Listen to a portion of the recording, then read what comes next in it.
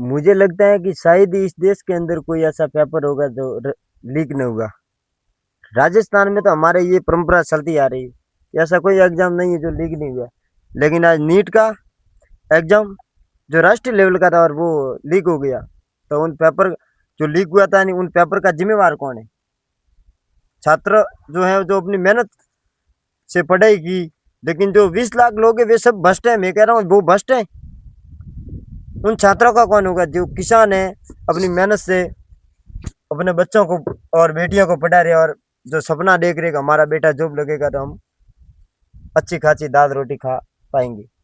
लेकिन आज ये स्थिति ऐसी है, शिक्षा मंत्री भाग रहे हैं कैमरे के पास से। हम तो पेपर लीक हो गया हम मान रहे। अरे भाई साहब, आप मान रहे उन बच्चों का, उन 20 लाख विद्यार्थियों का कौन सोचेगा? उनकी सारी मेहनत बर्बाद हो गई। मैं कहता हूँ कि इन पेपर के दोषी कौन है? जो पेपर लीक कर उन भ्रष्ट माफिया के खिलाफ सख्त कार्रवाई क्यों नहीं किया आपने? अगर आप सरकार के, अगर इन पेपर के अगर कोई गुनहगार है तो सरकार में बैठे लोग हैं, सरकार में बैठे मंत्री है, इस भ्रष्टाचार तंत्र है।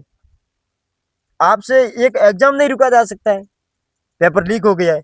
और पेपर छपने से पहले 90% मिल गए, 90% उत्तर मिल गए, 35% उत्तर मिल गए पेपर छपने से पहले।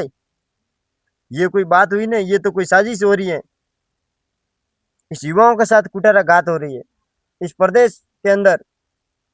अभी तो मेरे हिसाब से शायद नीट का पेपर लीक हो गया है, तो शायद मेरे हिसाब से तो इस देश में पेपर लीक पर बोलने वाला कोई नहीं है। तो आज विपक्ष की बड़ी भूमिका निभाने वाले राहुल गांधी ने भी ट्वीट किया है कि पेपर लीक है उनका कौन होगा, इनके जिम्मेवार कौन है। तो हम तो विपक्ष से चाहते हैं, हमें हमें विपक्ष से उम्मीद है कि युवाओं की बात कीजिए, आप रोजगार की बात कीजिए। अगर ऐसे ही पेपर लीक होते गए तो भारत के अंदर या राजस्थान के अंदर लोग पढ़ाई से दूर होते जाएंगे। युवा क्या करेंगे? आप युवाओं को दे नहीं रहे नौकरियां, और नौकरियां दे रहे तो पैसे वाले खरीद रहे हैं। कौन सोचेगा? आप सोचिए। सरकार के अंदर इतने इतने बड़े लोग बैठे, अगर सरकार चाहती है तो 1 मिनट के अंदर पेपर लीक रोक सकती है। लेकिन क्या है, भ्रष्टाचार बढ़ता जा रहा है। काका नौकरी में लग गया तो चाचा को भी लगाना, ये मकसद बना रखा है।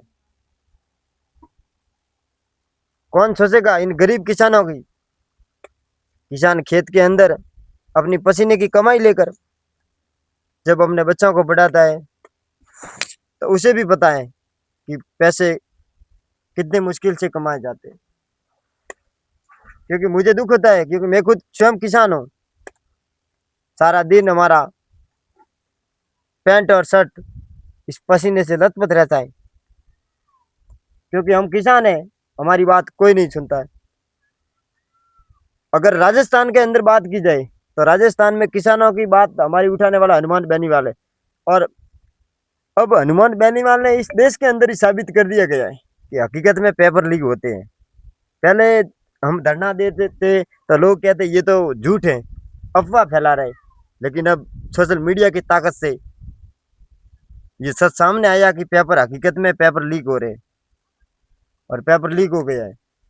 इन पेपर लीकों के बारे में कौन सोचेगा? अगर ऐसे ही इस देश के अंदर, इस राजस्थान के अंदर अगर पेपर लीक होते रहे, तो मुझे कहीं ना कहीं ऐसा दिखता है कि अगर पेपर आगे से भी ऐसे लीक होते गए और इनके बारे में किसी ने डिसीजन नहीं लिया, तो इस भारत के अंदर, इस राजस्थान के अंदर मुझे पक्का भरोसा है कि एक दिन क्रांति की गुंजाइश उठेगी। जय भारत, जय संविधान।